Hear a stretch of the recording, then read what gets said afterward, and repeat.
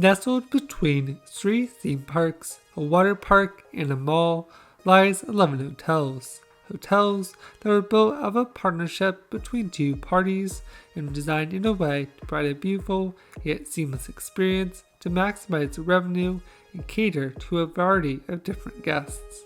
Our story starts back in the late 1990s, where Universal was preparing to open Islands of Adventure and City Walk in 1999, a massive expansion to the Universal Studios park as part of their effort to make Universal Orlando more than a theme park, but rather a destination where guests can spend days at enjoying the offerings that they have to entail. As part of this initiative, Universal thought it'd be a great way to build some hotels as well to help capitalize on this growth and the increasing numbers of guests going to visit their parks. To do this, Universal partnered with Loews Hotels, in which Loews would be the operator of those hotels that Universal designed in partnership with them, as well as a co-owner of the hotels, helping Universal rake in some extra revenue and expand upon their offerings, while Loews would be the operator of these hotels, helping each side maximize on what they know how to do best and focus on it, while each receiving extra revenue and recognition as well. To kick off this partnership, this saw the creation of 3 hotels and a support facility, with each hotel being extremely well themed and themed to their own unique experience, a strategy that continues to live on today with the other Universal hotels. When it came to the demographic of these hotels, Universal decided to first focus on their more wealthier clients, as these clients would be most likely to spend money on an on-site hotel, as well as providing them with a more luxury experience that helps encourage visitations of both the hotels and the resort's parks. This can be seen in several ways, like the increased elevated experience inside those hotels, as well as providing the hotel guests with Express Pass, helping encourage guests to go and visit their parks, as well as providing them a wonderful experience once they're inside of it, while also allowing more time for them to shop and dine inside of them. The first of these hotels was Loews Portofino Bay, opening in September of 1999, shortly after Islands of Adventure and City Walk. In this 750-room hotel, guests would find themselves immersed in the culture of Italy and a beautiful harborside village area, an area in which its waterways continue to go all the way out to the theme parks, being connected to a waterway that allows guests to either take a boat into the city walk in the nearby parks or choose to walk the way instead on a beautiful landscaped pathway. The next of these offerings opened in 2001 and was a 650-room hotel themed to Hard Rock in California Mission style design, and this was the Hard Rock Hotel, a beautiful way to immerse guests in this genre of music, as well as providing them a luxury but different experience from Portofino Bay. To wrap up this first phase of expansion of hotels at Universal Orlando saw the opening of Loews Royal Pacific in 2002. This 1,000-room resort was themed to the tropical islands and adventure, giving guests a beautiful tropical escape. After completion, Universal and Loews paused building new hotels up until 2014, which they continued on in a massive Phase 2 expansion of them. However, before going on into this history of those new hotels, I'd first like to take a moment and talk about the beautiful design of Loews Royal Pacific, as well as the economics of the hotels at Universal Orlando as a whole. Upon pulling into the hotel is the first era in which Universal and Loews try to make some extra money off their guests, giving them the opportunity to have valet go and park their cars for them. Regardless though of guests that drove, if they choose to valet their car or not, they will find themselves still paying an extra charge, as regular guests that choose just park their car and walk over instead will still find that parking is not included in their room stay, that they will pay an additional fee for every night that they stay to store their car there. For the guests that choose this option, they will find themselves walking over into the hotel, which is located right next door thanks to the beautiful layout of this parking lot to its hotel neighbor. Likewise, together though, they will find themselves immersed in the first aspects of this wonderful theming, with such landscaping being themed to the experience, helping set their expectations for what is to come. Speaking of this landscaping, is another beautiful aspect of this hotel's design, and it really helps elevate the hotel experience, as well as provide a more layered approach in this hotel specifically, as outside of the architecture of the hotel also being seen to this tropical escape, the landscaping helps provide a buffer between it, as well as overall setting up the theme and vibe for such plants that you could find in these tropical regions. To get into this lobby though, guests will find that they need to go over a short bridge that goes over an unnecessary but beautiful river that flows beneath them, really helping sell the immersion of the theme in a way that is completely unnecessary but drastically elevates the experience and the theming. Likewise, near such area and the grassy paths around it allow a great area for guests to give their pet a relief area, while also allowing Loews to have extra revenue as well, as guests with pets are charged a one-time fee of $150 per stay. Upon entering the hotel, you'll find yourself in the lobby, a beautifully and highly themed area that provides a check-in, shops, restaurants, and more, giving guests a beautiful area to relax and enjoy, as well as encouraging more spending. Speaking of spending, you'll often find resorts and areas around the resort designed in a way to help encouraging spending on different levels of revenue streams, as well as depending on the clientele of the guests, whether it be smaller bar and dining kiosks located around the pool area, or more elaborate character dining experiences in some of their table service restaurants. These are just some of the many experiences and offerings at a hotel, and while Loews doesn't charge a resort fee for their Universal Orlando hotels, it is a tricky fee that some hotels often like to provide, helping encourage an extra spending and implied cost for the hotel, and a cost that doesn't appear when you're just looking at the room stay. Speaking of these rooms, it is another area in which Loews is able to help cater to everyone, providing a variety of different layouts and upgraded experience levels to really help maximize on the revenue of that guest and how much they are willing to spend, whether it be a simple 2-queen bedroom room or more elaborate suites and club level rooms that come with select food and beverages that are included with your stay. To further help increase the revenue of the hotel as well as the sale of the room, the price of this hotel room often varies, with most models using a dynamic pricing model in which the price of the room changes based on several factors, including the demand and how far out your stay is, as well as the length of the stay. Another aspect of hotels that is taken into account with this pricing model is that they need to sell these rooms by the end of the night, as if any rooms are not sold, they cannot be resold again on another night, as they simply just lose out on this extra revenue while that hotel room sits vacant for that night. Not all guests that are visiting the resort though are choosing to stay the night, as another benefit in design of this hotel and several around the country, in which the hotel is designed to allow for several wide spaces and smaller rooms that can be rented out to individual parties to help encourage more revenue, as well as those conference guests to stay the night at the hotel.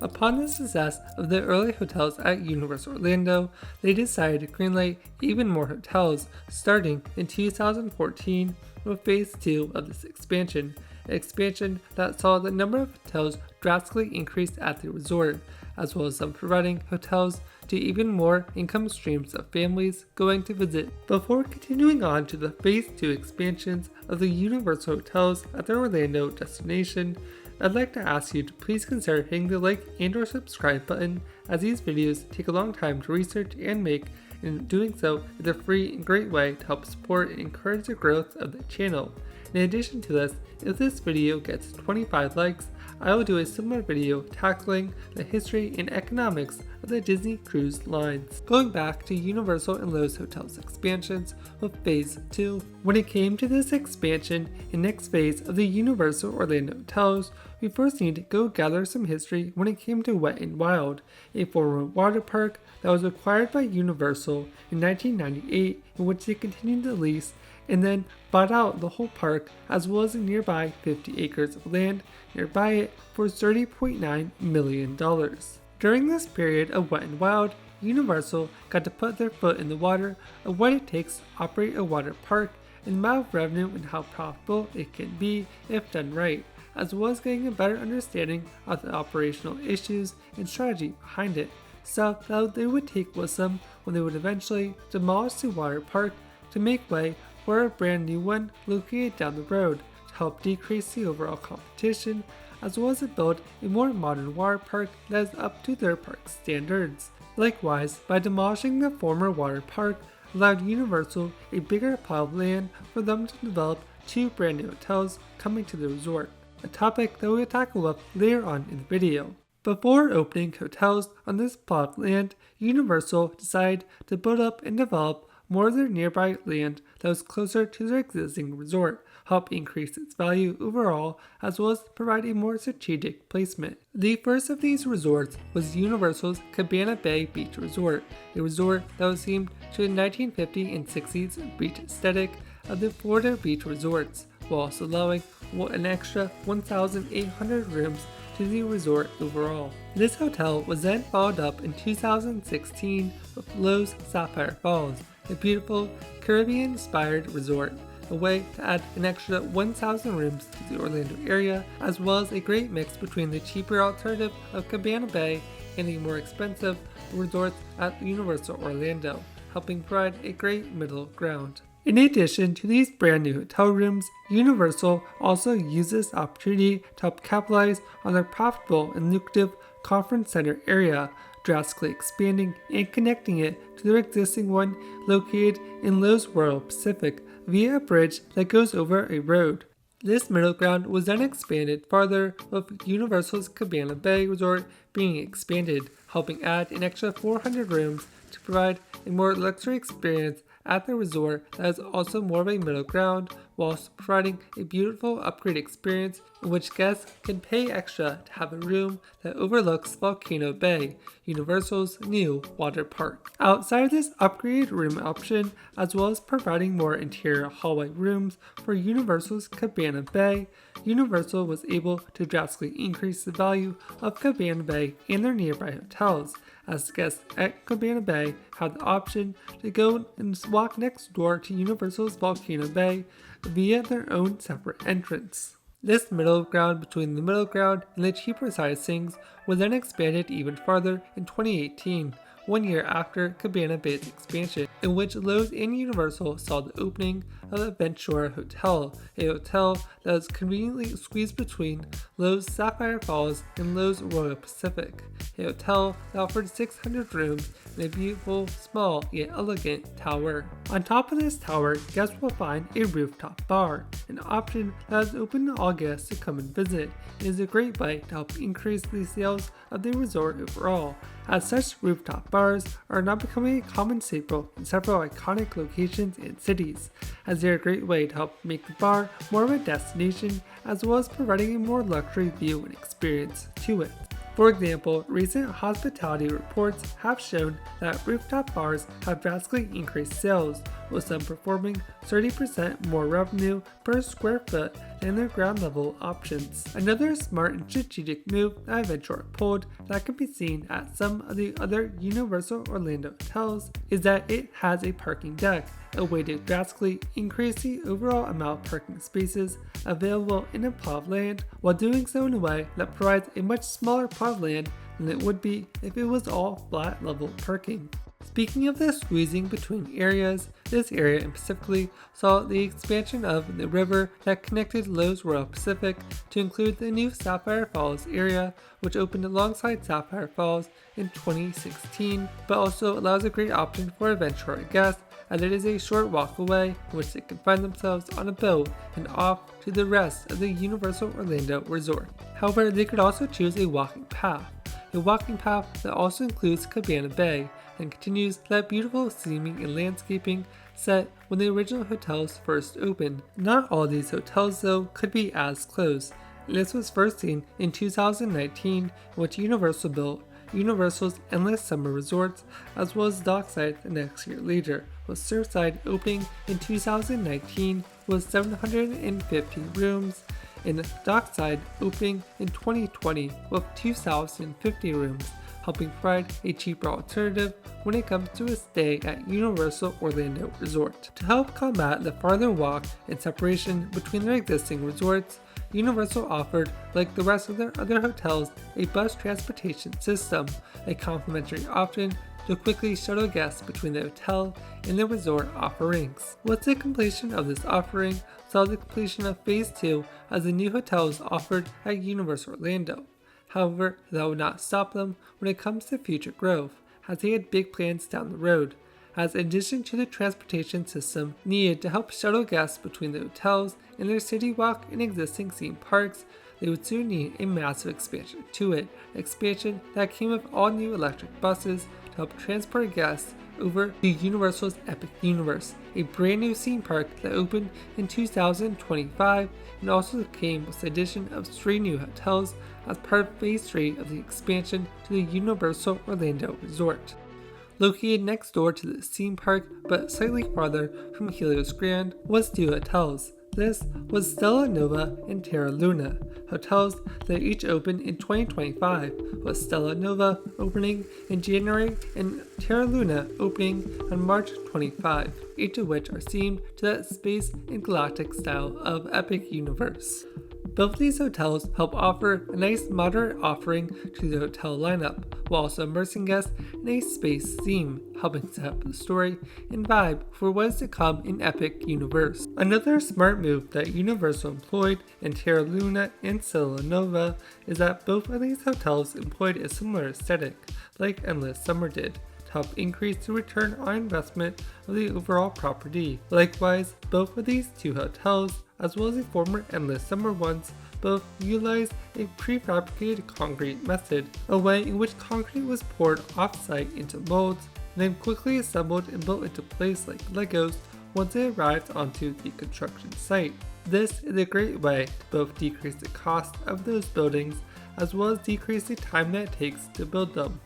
In Epic Universe, guests will find themselves immersed in Celestial Park, a beautiful area and opening into 4 immersive portals, which they'll find themselves in more immersive lands, each themed to their respective property. Overlooking Celestial Park, though, was one massive and elegant building. This was the Helios Grand Hotel, a beautiful and more luxury take on their other hotels, and offered 500 rooms. And while these hotels don't offer Express Pass, they do still offer some nice luxury amenities and offerings to the area. In addition to this, there's also the option to pay extra to have your room overlook a theme park, and a beautiful one at that, while also providing an extra 500 rooms to the area, in addition to the 750 rooms provided by Stella Nova and Terra Luna, who each had 750 rooms, helping provide an extra 2,000 rooms when it came to its Phase 3 expansion of the Universal Orlando Resort. With these additions topped off over 11,000 hotel rooms at Universal Orlando. However, they don't have any plans to slow down soon, as while they haven't announced any new hotels or have shown signs to build even more. There are several plots located around Universal's Epic Universe and the other land located around it when they acquired the land for that new theme park to build even more hotels in a brand new theme park if they want to down the road. In comparison to the size of these future additions, the current 3 hotels that we saw opening in 2025 totaled up to just be 56 acres. Meanwhile, the 3 undeveloped plots of land located around Epic Universe are 41, 32, and 82 acres that add up to be a whopping 155 acres of undeveloped space for future hotels. Likewise, the placement of plot number 4 allows a great option to have it connect to the future theme park if they want to do so in the future. As for the future theme of these resorts, some potential areas that Universal could explore, as they don't currently have such theme in their lineup of hotels, is a more wilderness-inspired hotel, something that could be even expanded farther by offering an RV park on that massive 82-acre plot of land to help provide a new audience for Universal hotels to cater to and allow into their parks to help increase the overall sales, as guests with an RV may not want to go and choose to stay inside of a hotel room and may instead opt to go stay at their competitor Disney World, who does offer an RV park, even if they do eventually plan on going to visit the Universal Orlando Resort. Another theming option that Universal could explore is an Egyptian-themed hotel, one that could be themed around the mummy. If this idea sounds familiar to you, that's because Universal did initially consider it to be built at the resort. However, the concept eventually turned into a more Polynesian-inspired resort that became Loews Royal Pacific, until Universal decides to expand upon and build out their resort some more. What Universal and Loews does offer is a vast variety of room types, levels, and offerings that all immerse guests in a thematic way up to their standards or liking, help immerse them in a story that continues after their visit to the theme parks, to help encourage even longer stays at the Universal Orlando Resort, in which they continue to make new memories and reflect on those of the old, helping provide one immersive and magical experience that lives on to the Universal name.